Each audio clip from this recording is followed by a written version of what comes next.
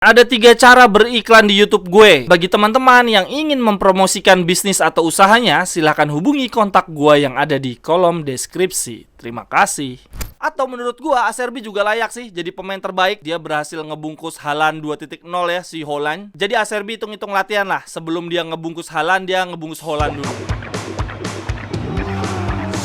Jerewetan ceking kita, nyerewetin apa aja.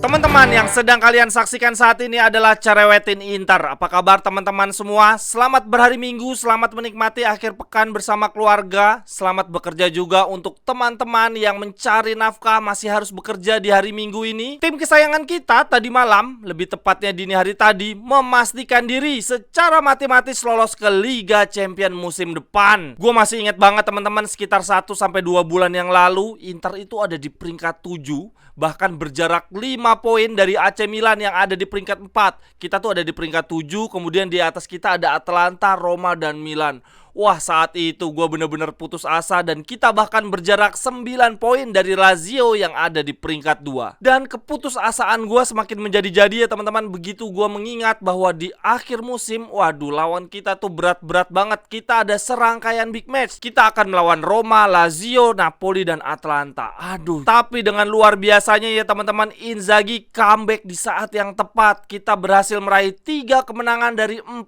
big match yang gue sebutin tadi. Kita menang lawan Lazio, kita menang lawan Roma, kemudian kalah lawan Napoli, dan kembali menang dini hari tadi melawan Atalanta. Sekaligus memastikan satu tempat ke Liga Champions musim depan, walaupun Serie A masih tersisa 1 giornata lagi. Inzaghi benar-benar bikin keajaiban. Ini berarti minggu depan kita akan melawan Torino teman-teman. Apapun hasilnya tidak akan membuat kita terlempar dari zona 4 besar. Satu kalimat untuk menggambarkan pertandingan lawan Atalanta, yaitu welcome to the Lula Show. Kalau katanya Lukaku ya di Instagramnya adalah welcome to the Lula Park. Musim ini memang bener-bener aneh sih teman-teman, roller coaster banget. Bayangin aja dalam satu musim itu ada 38 giornata, ada 38 pertandingan, tetapi kita baru bisa melihat peak performance dari Lukaku Lautaro justru di giornata ke-37. Aduh, aneh banget. Dan bahkan bukan cuma itu ya, di pertandingan lawan Atalanta tadi malam gua akhirnya melihat kembali penampilan luar biasa trio BBC kita, Barella, Brozovic, dan Calhanoglu. Wah, mereka bertiga luar biasa banget di partai lawan Atalanta. Jadi kalau gue buat kesimpulan partai melawan Atalanta tadi malam itu semacam pemuas harapan kita. Akhirnya kita menyaksikan combo yang kita impi-impikan sejak awal musim, yaitu Lula dan trio BBC. Tetapi teman-teman, gue harus mengingatkan, kita tidak boleh melupakan jasa dari Gagliardini dan Korea. Kita harus berterima kasih untuk mereka berdua, karena ketidakhadiran mereka di partai lawan Atalanta lah yang membuat kita akhirnya bisa menyaksikan duet Lula dan trio BBC sejak menit pertama dengan penampilan yang luar biasa keren. Oh ya teman-teman, intermezzo sedikit. Di konten hari ini gue pakai kaos dari By The Player. Wah, keren banget kaosnya. Nih, kelihatan nggak?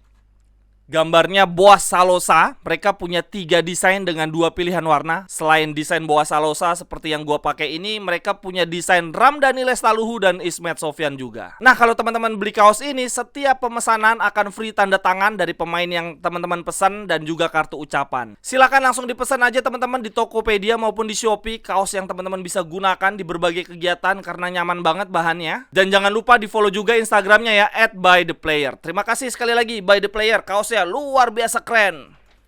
Widih, gokil. Oke, lanjut kita bahas pertandingan tadi malam yang berakhir dengan skor ketat 3-2. Walaupun menurut gua jalan pertandingannya sih nggak ketat-ketat banget. Skornya tidak menggambarkan jalannya pertandingan. Ya, walaupun skor akhirnya cuma selisih 1 gol, tapi menurut gua jalannya pertandingan tidak seketat seperti ketika kita melawan Fiorentina di final Piala Coppa. Di pertandingan lawan Atalanta tadi malam, gua melihat Inter mampu mengontrol jalannya pertandingan, mampu menjaga jarak aman. Inzaghi tahu betul nih bahwa para pemainnya punya nafas yang terbatas, sudah sangat amat kelelahan, sehingga dia tahu kapan harus kencang banget, kapan harus mengendurkan permainan. Tetapi sayangnya setiap kali kita mengendurkan permainan, kita menurunkan tempo, aduh, selalu aja kebobolan. Untungnya setiap kali kebobolan, Inzaghi selalu berhasil untuk membangunkan kembali anak asuhannya yang mampu bereaksi dengan tepat, sehingga jarak aman selalu terjaga. Dan akhirnya kita tetap mampu menutup pertandingan dengan kemenangan. Satu hal sih teman-teman, semua gol kita di partai lawan Atalanta itu world class banget. World world class semuanya. Oke, kita bahas satu persatu ya. Gol pertama kita ini gol kelas dunia yang lahir melalui build up dari belakang dan hanya membutuhkan kerjasama dari 3 pemain saja teman-teman. Yang pertama dari Bastoni ya, umpan jauh mendatar, bisa pas gitu, tepat mengarah ke Lukaku. Kemudian Lukaku berperan menjadi tembok pemantul dan memantulkan bola ke Lautaro. Dan kemudian Lautaro menahan bola dengan cepat dan langsung mengirimkan bola terobosan. Nah, kemudian inilah yang paling gua suka, penyelesaian dari Lukaku menghadirkan 2 hal yang belum pernah gue lihat di Inter di musim ini. Yang pertama, akhirnya gue ngeliat Lukaku sprint kencang banget. Ini mengingatkan gue akan Lukaku di zamannya Conte. Dan yang kedua, akhirnya gue ngeliat striker kita bisa gocek kiper. Lalu gol kedua kita teman-teman gak kalah world classnya. Wah, ini diawali oleh kerjasama antara Lukaku dan Lautaro ya. Kemudian Lautaro mengirimkan bola ke Di Marco. Ini bola yang world class banget, melengkung. Waduh, gila banget. Dan kemudian Di Marco tanpa basa-basi melakukan 2 shoot keras ke gawang Sportiello, kiper yang musim depan akan menjadi backupnya Maignan ya di Milan. Tetapi bola rebound yang kedua disambar begitu saja dengan tendangan volley kelas dunia oleh Barella. Keren banget. Lalu kemudian gol world class kita yang ketiga lagi-lagi diawali oleh Lukaku. Dia menjadi tembok pemantul ya, menahan bola lalu melakukan pergerakan sedikit yang mengecoh 2 pemain dari Atlanta. Lalu kemudian Lukaku memberikan umpan terobosan yang membelah lautan kepada Brozovic yang bikin gue terkejut teman-teman. Entah gimana ceritanya kok ada pemain dengan role regista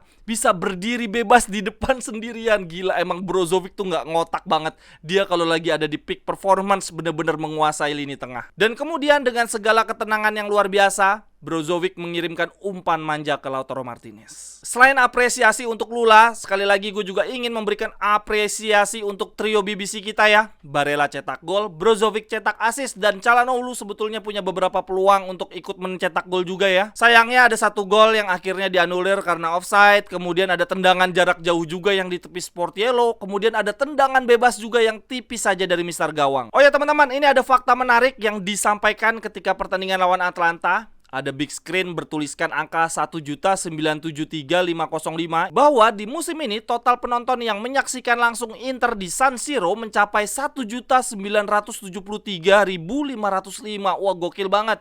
Ini adalah rekor terbanyak sepanjang sejarah teman-teman. Dan bahkan waktu kita meraih treble winners di 2010-2011 tidak pernah sebanyak ini juga. Total musim ini Inter punya 19 partai kandang di Liga, 6 partai kandang di Liga Champions, dan 3 partai kandang di Coppa Italia. Sepertinya faktor X yang membuat musim ini bisa mencatatkan rekor ya, karena ada Euro Derby ya di semifinal Liga Champions. Itu pasti mengundang banyak mata banget lah. Lalu ada rekor lainnya juga yang tercatat di partai lawan Atlanta. Menurut data Opta, Lautaro Martinez adalah pemain keempat musim ini di 5 liga besar Eropa yang mampu mencetak lebih dari 20 gol selama 2 musim terakhir. Sebelumnya ada Haaland, Lewandowski, dan Mbappe. Nah, ini kalau kita bandingkan dengan Haaland, Lewandowski, dan Mbappe, harusnya Lautaro Martinez sih yang dapat Ballon d'Or. Karena Haaland walaupun sama-sama masuk ke final Liga Champions, negaranya nggak juara dunia. Lewandowski lebih-lebih lagi. Sedangkan Mbappe walaupun masuk final Piala Dunia, tapi kan dia nggak masuk final Liga Champions. Jadi menurut gua harusnya Lautaro Martinez musim ini bisa dapat Ballon d'Or. Lalu untuk Lautaro Martinez sendiri, menurut gua musim ini dia sangat amat underrated teman-teman. Ternyata Lautaro Martinez tidak pernah absen 1 pertandingan pun bersama Inter.